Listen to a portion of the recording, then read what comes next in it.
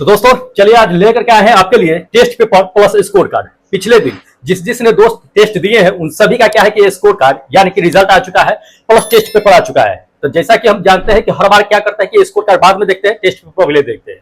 तो उसी तरह से क्या करते हैं कि पहले टेस्ट पेपर देख लेते हैं, उस पर डिस्कस करते हैं, फिर हम दिखाएंगे स्कोर कार्ड और देखेंगे कि आज कौन है नंबर 1 पे। ठीक है, तो चलिए देख लेते हैं पहले टेस्ट पेपर। आज जो लोग नए हैं वो भी अगर टेस्ट देना चाहते हैं दोस्त, आप भी दे सकते हैं। कैसे टेस्ट देना है ये आपको हम बताएंगे टेस्ट पेपर देखने के बाद। ठीक है, तो टेस्ट पेपर तक बने रहिए, बताएंगे आपको कैसे टेस्ट देना है। चलिए देखिएगा, इसमें क्वेश्चन नंबर फर्स्ट है, ये टेस्ट पेपर का क्वेश्चन नंबर फर्स्ट है। क्या कहा जा रहा है इसमें कि विद्युत धारा के कारण उत्पन्न चुंबकीय क्षेत्र की दिशा ज्ञात की जाती है। किससे ज्ञात की जाती है इसमें ये बताना है। तो ध्यान रखिएगा, विद्युत धारा के कारण जो मैग्नेटिक फील्ड उत्पन्न होती है, चुंबकीय क्षेत्र उत्पन्न होती है, वो ज्ञात की जाती है फ्लेमिंग के वाम हस्त नियम से। ठीक है, ये सेकंड नंबर मेरा ऑप्शन करेक्ट होगा, फ्लेमिंग के वाम हस्त नियम से। अब जान लीजिए कि फ्लेमिंग का वाम हस्त नियम क्या होता है।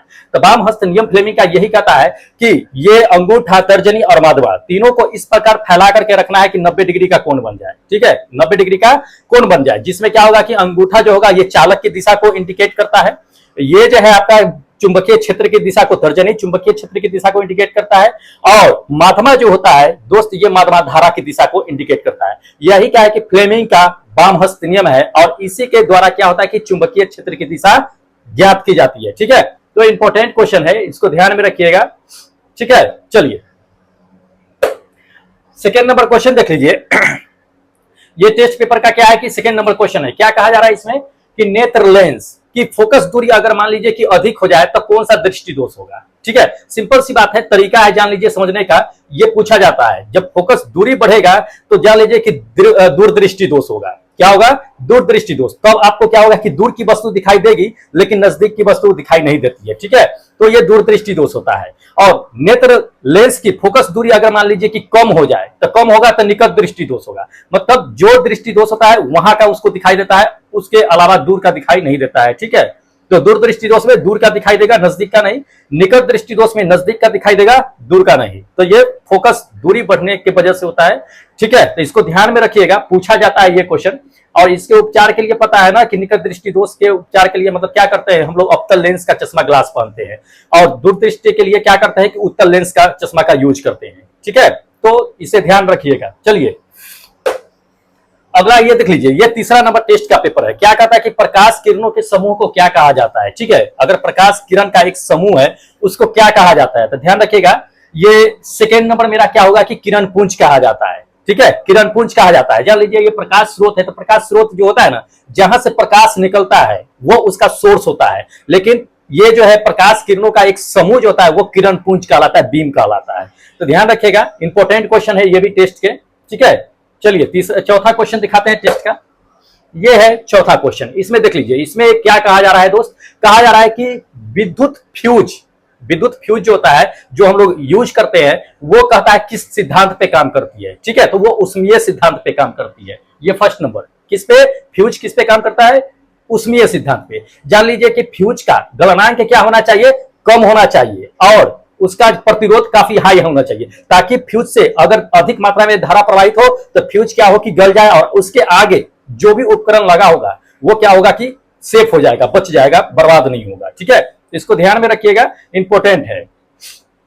चलिए यह है अगला क्वेश्चन टेस्ट का। क्या कहा जा रहा है कि डायनमो किस सिद्धांत पर आधारित है, मतलब डायनमो का सिद्धांत क्या होता है, किस सिद्धांत पे डायनमो काम करता है। तो जान लीजिए डायनमो, और आपको हम बताते हैं कि जनरेटर, दो डायनमो और जनरेटर ये दोनों क्या होता है कि विद्युत चुंबकीय प्रेरण के सिद्धांत पे काम करता है। ये फर्स्ट नंबर मेरा ऑप्शन होगा। जनरेटर भी कह देगा तो भी यही मारिएगा। ठीक है, विद्युत चुंबकीय प्रेरण इस पे काम करता है डायनमो और चुंबकीय जनरेटर, ये दोनों एक ही सिद्धांत पे काम करता है।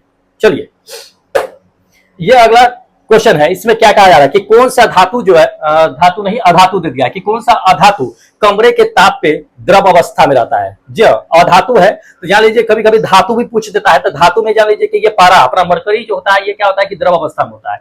अधातु में ये ब्रोमीन है, ब्रोमीन क्या होता है कि द्रव अवस्था में होता है कमरे के टेम्परेचर पे। ध्यान रखिएगा, धातु और अधातु दोनों पूछे जाते हैं। अगला क्वेश्चन देख लीजिए। अगला क्वेश्चन क्या कहा जा रहा है कि वल्कनीकरण की प्रक्रिया में क्या कहता है कि रबर के साथ क्या मिलाया जाता है। ठीक है, तब उसमें जान लीजिए कि गंधक मिलाया ही जाता है, लेकिन किस प्रकार का गंधक मिलाया जाता है।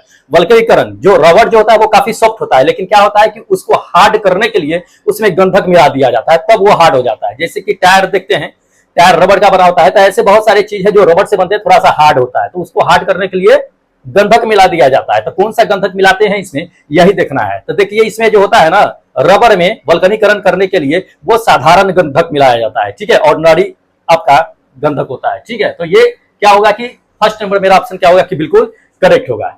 ठीक है, चलिए नेक्स्ट क्वेश्चन दिखाते हैं। अगला क्वेश्चन देखिए, इसको क्वेश्चन को समझिए। इसमें हाइड्रोक्लोरिक जो इक्वारेजिया होता है उसमें हाइड्रोक्लोरिक कहता है, और सांद्र नाइट्रिक अम्ल का आपका कहता है कि रेशियो क्या होता है। कभी कभी उल्टा पूछ देता है, ध्यान रखिएगा। कभी कभी आपको क्या करेगा कि नाइट्रिक अम्ल पहले देगा और हाइड्रोक्लोरिक अम्ल बाद में दे देगा। ठीक है, तो दोनों एक ही रेशियो में नहीं होगा, अदल बदल हो रहा है तो स्वाभाविक है कि उसका रेशियो भी अदल बदल होगा। ठीक है, तो यहां पे क्या कहा जा रहा है कि सांद्र हाइड्रोक्लोरिक अम्ल और सांद्र नाइट्रिक अम्ल, हाइड्रोक्लोरिक अम्ल और नाइट्रिक अम्ल, इसका रेशियो जो होता है ये थर्ड नंबर होता है, 3:1 में होता है। लेकिन वही अगर नाइट्रिक अम्ल पहले आ जाए, हाइड्रोक्लोरिक अम्ल अलग पहले चल जाए, बाद में चल जाए, तो उसका भी रेशियो पलट जाएगा। कब रेशियो ये फोर्थ नंबर हो जाएगा, क्या 1:3 में आ जाएगा। ध्यान रखिएगा, रेशियो भी पलट जाएगा, तो इसको ध्यान में रखिएगा। ठीक है, कंफ्यूज नहीं होना है। अगला क्वेश्चन देखिए। अगला क्वेश्चन इसमें कहा जा रहा है कि नरौरा नाभिकीय विद्युत संयंत्र जो है वो किस राज्य में है। तो जान लीजिए नरौरा किस राज्य में है, ये जान लीजिए। तो नरौरा जो है विद्युत संयंत्र जो है ये यूपी में ही पड़ता है। ठीक है, अब यूपी में कहां पड़ता है ये भी जान लीजिए। तो बुलंदशहर का नाम यूपी सुने होइएगा। तो बुलंदशहर में क्या है कि नरौरा स्थित है, वहीं पे क्या है कि ये विद्युत संयंत्र जो है स्थित है। ठीक है, उत्तर प्रदेश में। तो ये थर्ड नंबर मेरा ऑप्शन क्या होगा कि बिल्कुल करेक्ट होगा। ठीक है, बुलंदशहर के पास में ही नरौरा पड़ता है, वहीं पे ये स्थित है। चलिए अगला क्वेश्चन देख लीजिए। इसमें क्या कहा जा रहा है कि CnH2n+2 किसका सामान्य सूत्र होता है। जी हाँ, तो ध्यान रखिएगा CnH2n+2 जो होता है वो एल्केन का होता है। किसका होता है, एल्केन का। ये थर्ड नंबर मेरा ऑप्शन करेक्ट होगा, एल्केन का CnH2n+2 होता है। अब जान लीजिए इसमें से अगर +2 में से हम -2 कर देंगे तो एल्काइन का सूत्र होगा, -2 कर देंगे उसके जगह पे, तो ये फर्स्ट नंबर का मेरा क्या होगा कि सूत्र हो जाएगा। अगर ये +2 है -2 है, 2 हटाइए दीजिए, सीधा CnH2n रख दीजिए, तो वो एल्केन का सूत्र होता है। किसका होता है, एल्कीन का। ये सेकेंड नंबर मेरा ऑप्शन करेक्ट होगा। ठीक है, तो ये तीनों फार्मूला जो है पूछा जा सकता है, जरूरी नहीं है कि सिर्फ एल्केन का ही पूछा जाए, एल्केन एल्कीन एल्काइन तीनों पूछा जा सकता है। ठीक है, चलिए अगला क्वेश्चन देख लीजिए। अगला क्वेश्चन इसमें क्या कहा जा रहा है कि आवर्त सारणी के उदर्ग स्तंभ को कहा जाता है, उदर्ग स्तंभ को क्या कहा जाता है, तो उसे वर्ग या समूह कहा जाता है। ध्यान रखिएगा, वर्ग या समूह कहते हैं। तो ये फर्स्ट नंबर मेरा ऑप्शन करेक्ट होगा। समूह भी दे देगा तो कंफ्यूजन मत होइएगा, वर्ग भी दे सकता है, समूह भी दे सकता है, तो दोनों को याद रखिएगा, दोनों सेम ही होता है। ठीक है, चलिए अगला क्वेश्चन देख लीजिए। अगला क्वेश्चन इसमें कहा जा रहा है कि आवर्त सारणी के किसी आवर्त में क्या कहा जा रहा है इसमें कि आप बाएं से अगर दाएं जा रहे हैं तब उसमें ऑक्साइड की अम्लीय प्रकृति क्या होता है। तो ध्यान रखिएगा, जब हम बाएं से दाएं जाएंगे, कहां, बाएं से लेफ्ट से राइट जाएंगे तो बढ़ता है। क्या होता है, बढ़ता है। ये सेकेंड नंबर मेरा ऑप्शन करेक्ट होगा। अब वही आपका दाएं से बाएं अगर जाएंगे तब वो घट जाएगा, तब तो ये फर्स्ट होता है। लेकिन ध्यान रखिएगा उसमें लेफ्ट टू राइट कहा जा रहा है, तो इसमें बढ़ेगा। ठीक है, चलिए अगला क्वेश्चन देख लीजिए। इसमें क्या दिया है कि गन्ना दे दिया है, गुलाब दे दिया है, अंगूर दे दिया है। ठीक है, ये कृषि इसमें होता है, तो इसमें जो है किस विधि का जो है इसमें उपयोग किया जाता है कभी कभी, ये जान लीजिए। ठीक है, पेड़ लगा हुआ रहता है और इसी से अलग पेड़ भी बना लिया जाता है, तो किसका उपयोग करके किया जाता है, तो कायिक प्रबंधन, कायिक विधि का उपयोग करते हैं। ध्यान रखिएगा, किसका, कायिक विधि का। ये सेकेंड नंबर मेरा ऑप्शन क्या होगा कि करेक्ट होगा। कायिक विधि से इस सब को क्या करते हैं कि विधि का प्रयोग करते हैं नए पौधे बनाने में।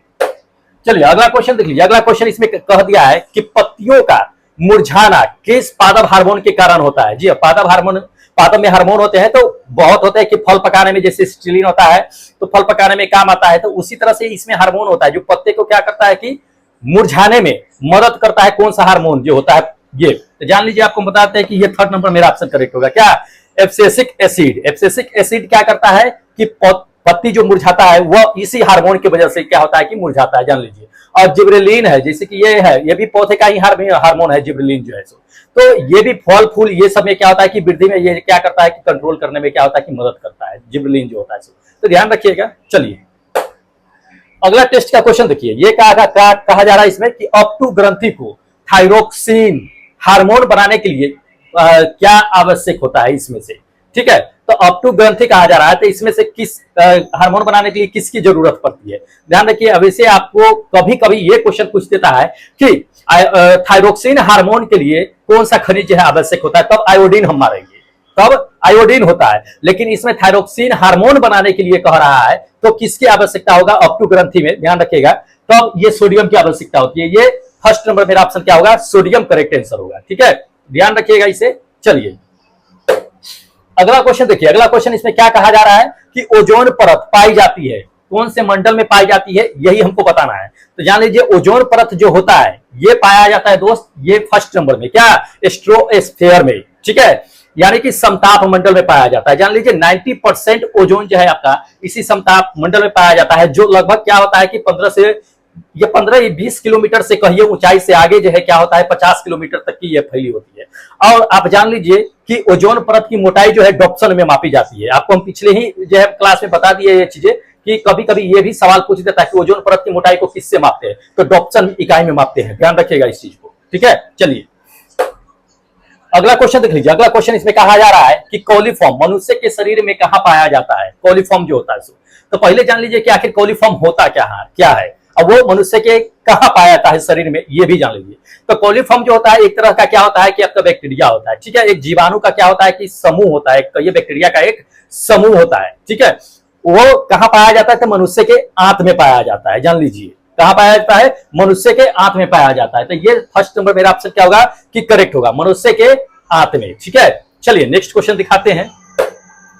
अगला क्वेश्चन देखिए, इसमें क्या कहा जा रहा है कि यूरो 2 का संबंध किससे है। जी हाँ, यूरो 2 का संबंध किससे है, तो जान लीजिए। पहले तो हम जान लेंगे कि यूरो 2 होता क्या है, ठीक है, फिर उसके बाद बताते हैं कि संबंध किससे है। चलिए पहले संबंध ही बताते हैं, फिर आपको हम एक्सप्लेनेशन कर देते हैं।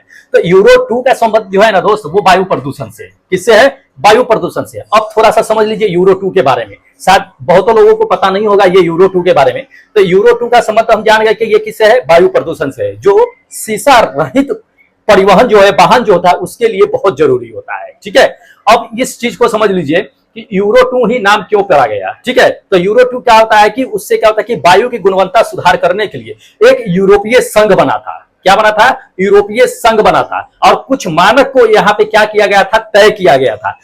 उसी मानक को क्या कहा जाता है कि यूरो 2 का नाम दिया गया था। यूरो 2 का पूरा नाम जो होता है वो European union standard and passenger करके होता है, ठीक है, उसी का ये शॉर्ट फॉर्म यूरो है। तो इसको ध्यान में रखिएगा, इंपॉर्टेंट है, पूछा भी जाता है।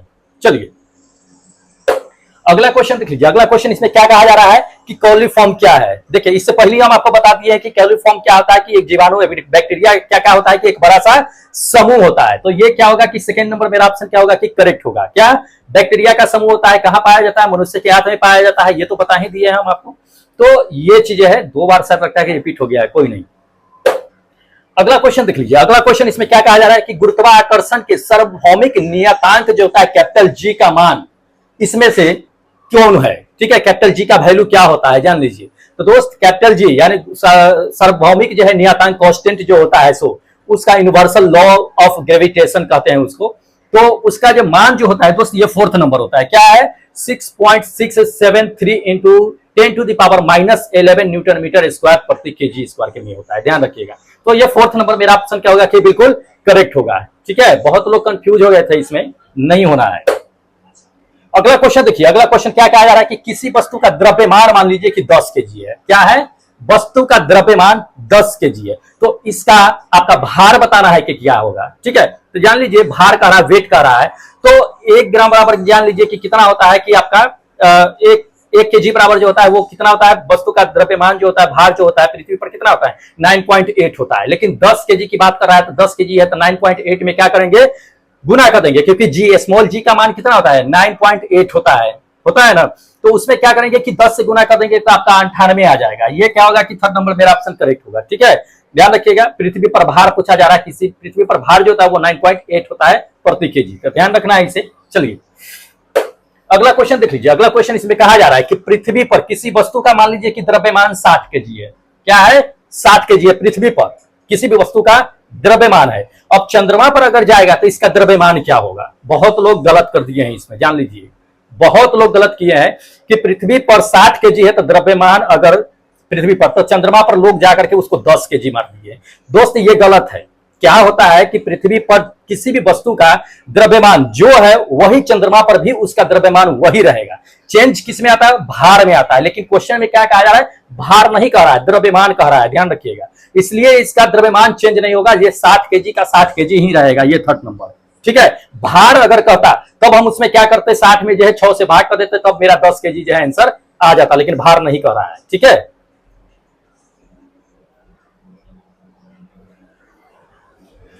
तो चलिए अब अगला क्वेश्चन देख लेते हैं।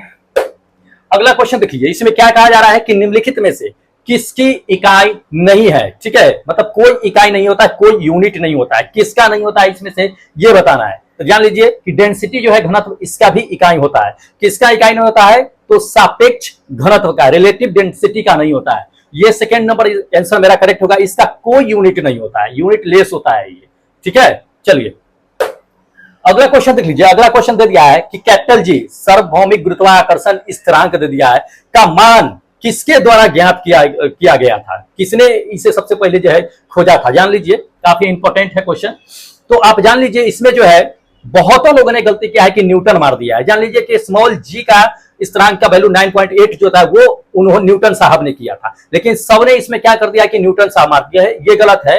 ये क्या होगा कि थर्ड नंबर मेरा ऑप्शन करेक्ट होगा। क्या? Henry Cavendish. Henry Cavendish. अब जान लीजिए हेनरी कैवेंडिश साहब ने ही क्या किया था कि हाइड्रोजन का भी खोज किया था। तो ध्यान रखिएगा, इस चीज को पूछा जाता है। चलिए अगला क्वेश्चन देख लीजिए। अगला क्वेश्चन दे दिया है कि ऑटोमोबाइल होता है। ठीक है, तो उसमें क्या होता है कि एक जो है सिस्टम लगा होता है, एक उपकरण लगा होता है जो दूरी तय करने को, जो दूरी तय करता है, तो उस क्या होता है कि उसमें क्या होता है कि डिस्प्ले करता है कि कितना आपने दूरी तय किया है। तो उस उपकरण को क्या कहा जाता है जो दूरी आपको बताता है? ध्यान रखिएगा, बहुतों लोगों ने क्या कर दिया है कि फोर्थ नंबर मार दिया है स्पीडोमीटर। ठीक है, स्पीड मीटर मार दिया है, तो वो स्पीड सिर्फ दिखाता है। स्पीडोमीटर में क्या होता है? उसकी गति दिखाता है कि कितना स्पीड से चल रहा है, ये नहीं दिखाएगा तो कि कितना किलोमीटर आपने दूरी तय किया है। तो दूरी तय जो करता है वो दिखाता कौन है? ऑडोमीटर दिखाता है। ध्यान रखिएगा, ये थर्ड नंबर मेरा ऑप्शन करेक्ट होगा, ऑडोमीटर। ध्यान रखिएगा, पूछा जाता है, इंपॉर्टेंट है। चलिए अगला क्वेश्चन देख लीजिए। अगला क्वेश्चन इसमें क्या कहा जा रहा है कि मान लीजिए इसमें दे दिया है कि एक वस्तु है, वृत्ताकार पथ है, उस पर क्या कर रहा है कि घूम रहा है, तो उसमें क्या परिवर्तन हो सकता है? जान लीजिए, तो वृत्ताकार सर्कल पर अगर आप घूमिएगा तो हर एक पॉइंट पर आपका क्या होता है कि फोर्स लगता है, हर एक पॉइंट पर आपका क्या होता है कि परिवर्तन होते रहता है। जान लीजिए, हर एक पॉइंट पे, क्योंकि सर्कल है तो वो स्ट्रेट तो जा नहीं रहा है, इसलिए हर एक पॉइंट पे उसका क्या होगा कि परिवर्तन होते रहता है। जान लीजिएगा, तो ये क्या होगा कि फोर्थ नंबर मेरा ऑप्शन करेक्ट होगा। प्रत्येक बिंदु पर क्या होगा कि उसका परिवर्तन होते रहेगा, चेंज होते रहेगा। ठीक है, चलिए अगला क्वेश्चन देख लीजिए कि रूम में एक पंखा लगा होता है, पंखा चलते रहता है। अगर मान लीजिए उसको स्विच ऑफ कर दिए पंखा का, फिर भी कुछ समय तक के क्या होता है कि पंखा चलते रहता है, इसका कारण क्या होता है? यही इसमें पूछा जा रहा है। तो जान लीजिए उसका कारण, देखिए जैसे ही हम करंट यानी कि स्विच ऑन करते हैं वैसे ही पंखा क्या होता है कि चलने लगता है, तो उसे मूव को मोटर कराता है, वो क्या होता है कि गति करने लगता है। लेकिन जैसे स्विच ऑफ करते हैं फिर भी वो गति करता है, तो उसे क्या करता है कि जड़त्व मिलता है, वहां पे इनर्शिया मिलता है, जिसकी वजह से क्या होता है कि वह कुछ समय तक के क्या होता है कि रोटेट करते रहता है जड़त्व की वजह से। तो ये क्या होगा कि ये थर्ड नंबर मेरा ऑप्शन क्या होगा कि बिल्कुल करेक्ट होगा। ठीक है, चलिए नेक्स्ट क्वेश्चन दिखाते हैं। अगला क्वेश्चन देख लीजिए। अगला क्वेश्चन आपको दे दिया है कि एक वस्तु का द्रव्यमान मान लीजिए कि यहाँ 10 केजी दे दिया है, तो वस्तु का जड़त्व क्या होगा? वस्तु का जड़त्व क्या होगा, एनर्शिया क्या होगा, यही इसमें पूछा जा रहा है। तो जान लीजिए कि किसी वस्तु का द्रव्यमान है, चाहे कितना भी दे दे, 0 दे दे, 10 दे दे, 100 दे दे, कितना भी, उसके द्रव्यमान में कोई चेंजिंग नहीं होगा, उसका जड़त्व भी वही रहेगा, सेम। जड़त्व क्या होता है? एनर्शिया।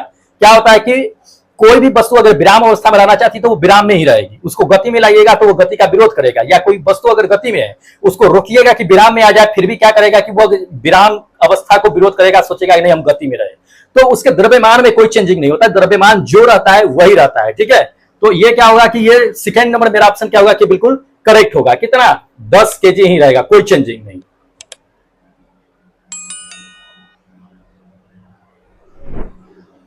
हाँ, तो अब चलते हैं नेक्स्ट क्वेश्चन पे।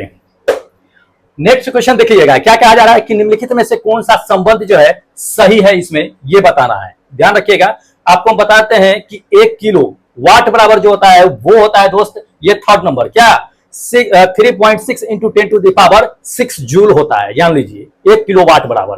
तो इसको ध्यान में रखिएगा, पूछा भी जाता है तो ये थर्ड नंबर मेरा ऑप्शन क्या आ गया कि बिल्कुल करेक्ट होगा। चलिए नेक्स्ट क्वेश्चन आपको दिखाते हैं। अगला क्वेश्चन इसमें दे दिया है कि यह मतलब कि स्थितिज ऊर्जा दे दिया है। स्थितिज ऊर्जा कितना होता है? पोटेंशियल एनर्जी mgh होता है। काइनेटिक एनर्जी गतिज ऊर्जा कितना होता है? हाफ mv² होता है। ठीक है, तो इसके लिए आपको इसमें से चुनना है कि क्या हो सकता है। तो जान लीजिए कि गतिज ऊर्जा स्थितिज ऊर्जा दोनों का योगफल जो होता है वो कांस्टेंट होता है। क्या होता है? कांस्टेंट, है ना। पोटेंशियल Pe प्लस Ke बराबर कांस्टेंट होता है, ध्यान रखिएगा इस चीज को। कुल ऊर्जा जो होता है वो चेंज नहीं होता है। जितना पोटेंशियल एनर्जी बढ़ेगा उतना काइनेटिक एनर्जी घटेगा। काइनेटिक एनर्जी जितना बढ़ता है उतना है पोटेंशियल एनर्जी क्या होता है कि घटता है, जान लीजिए। लेकिन उसका दोनों का योगफल जो होगा वो स्थिरांक रहता है, कांस्टेंट रहता है, उसमें कोई परिवर्तन नहीं आता है। ठीक है, जैसे कि मान लीजिए हम किसी वस्तु को ऊपर से छोड़ते हैं तो उसकी गतिज ऊर्जा बढ़ेगी, लेकिन स्थितिज ऊर्जा में उतना ही कमी आएगी जितना गतिज ऊर्जा उसकी बढ़ेगी। तो उस दोनों का योगफल जो होता है वो कांस्टेंट ही होता है, उसमें कोई चेंजिंग नहीं होता है। ठीक है, तो ध्यान रखिएगा ये चीजें। चलिए, ये था 30 क्वेश्चन जो टेस्ट क्वेश्चन था। ठीक है, अब जान लीजिए कि जो लोग नए टेस्ट देना चाहते हैं तो वो कैसे देंगे, कैसे नहीं देंगे। बिल्कुल फ्री में होता है, निःशुल्क होता है, 1 रुपया पैसा नहीं लगता है।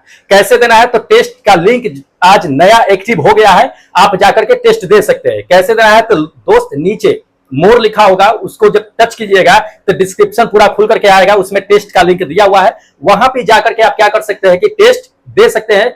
आज टेस्ट दे लीजिए, कल भर रहेगा कि परसों इसका जो है क्या होगा कि फिर जो है score card plus test paper आपको हम लेकर के आएंगे, यहीं पे आएंगे। ठीक है, स्कोर शो वहां पे आपको नहीं करेगा। तो टेस्ट यहां से आप दे सकते हैं। 100 लोगों की कैपेसिटी है, कोई भी आदमी एक नाम से 2 बार टेस्ट नहीं देंगे, स्पेस फुल हो जाता है, इसलिए आपको हम बता देते हैं। ठीक है, एक नाम से एक ही बार कोशिश कीजिए कि एक ही बार में टेस्ट सबमिट कर दें। ठीक है, दोबारा कोशिश मत कीजिएगा। चलिए, उसके बाद हम देख लेते हैं क्या कि जो लोग टेस्ट दिए हैं दोस्त, तो टेस्ट दिए हैं तो उनका स्कोर कार्ड देख लेते हैं कि कितना स्कोर लेकर के है और कितना नंबर लेकर के है। आज कौन है जो पहले स्थान पे है। ठीक है, तो चलिए हम देख लेते हैं, ज्यादा देरी नहीं करते हैं।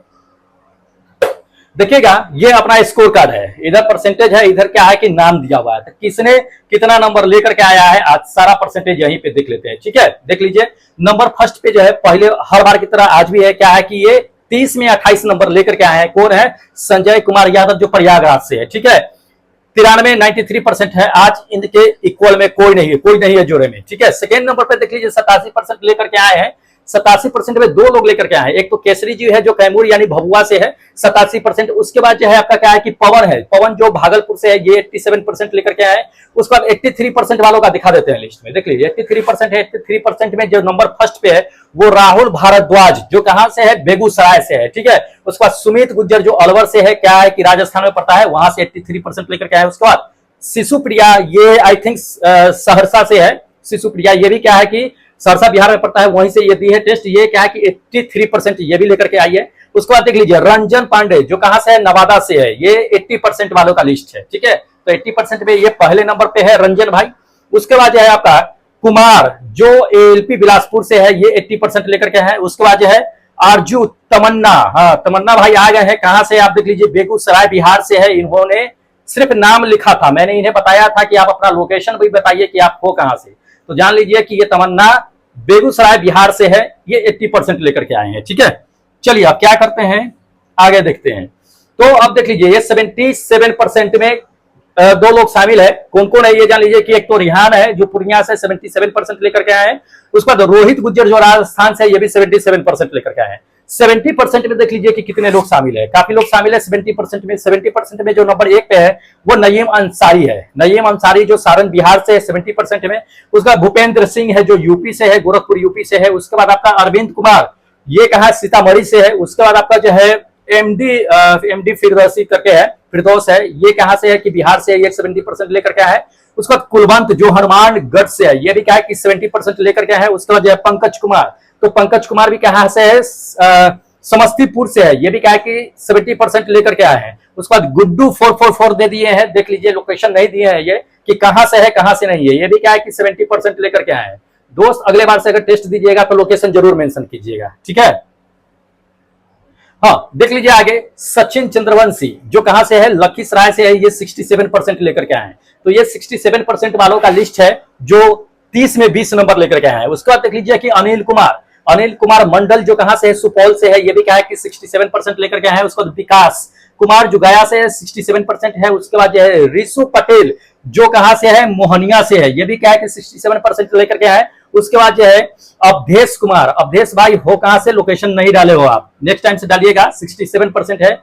अमित कुमार सारण से, ये भी क्या है कि 60% लेकर के है। उसके बाद जो है बिमला है, ये कहां से है कि नासिक से है, ये भी क्या है 67% लेकर के है। उसके बाद देख लीजिए 63% वालों का नाम हम ले लेते हैं फटाफट। 63% में जो नंबर 1 पे है वो नितिन है, जो झांसी से है, 63% लेकर के आए। उसका गौरव जो बांका से है, ये भी क्या है कि 63% लेकर के आए हैं। ठीक है, तो 100 लोगों से ज्यादा कैपेसिटी नहीं है, एक आदमी एक ही बार टेस्ट देना है, 2 बार नहीं देना है। ठीक है, चलिए एमडी आजाद, देखो ये 2 बार दे दिया, बेगूसराय से है, 63% लेकर के 2 बार दिया है, ऊपर गया है ना, गलत है दोस्त, एक ही बार टेस्ट देना है, 2 बार नहीं देना है। चलिए उसके बाद देख लीजिए कि संध्या सुमन जो बिहार शरीफ से, ये भी 63% लेकर के है। रवि जो यूपी से है, ये भी 63% लेकर के है। उसके बाद कार्तिक जो कहां से है, कार्तिक चौरसिया, ये कहां से है ये पता नहीं, लोकेशन इन्होंने मेंशन नहीं किया है। सत्येंद्र यादव जो प्रयागराज से है, ये भी क्या है कि 63% लेकर के है। गुड्डू है, गुड्डू यादव जो कहां से है, सारण बिहार से है, ये भी क्या है कि 60% लेकर के है। तो 60% में ये नंबर पहले स्थान पे है गुड्डू भाई। ठीक है, तो ध्यान रखिएगा।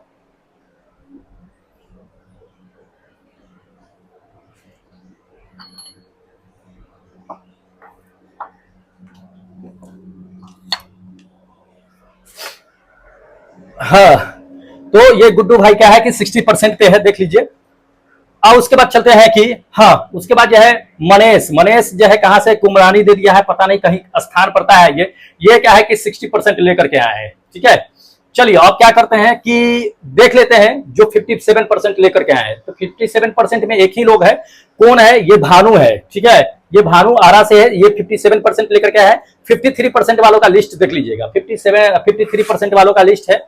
नंबर 1 पे जो है ये आप जान लीजिए कि रितेश कुमार है, रितेश कुमार 53% लेकर के है। उसके बाद संतोष रोहतास से है, 53 है। उसके बाद एम दे दिया है, देखिए सीधा एम दे दिया है, नाम नहीं दिया है, ये गलत है।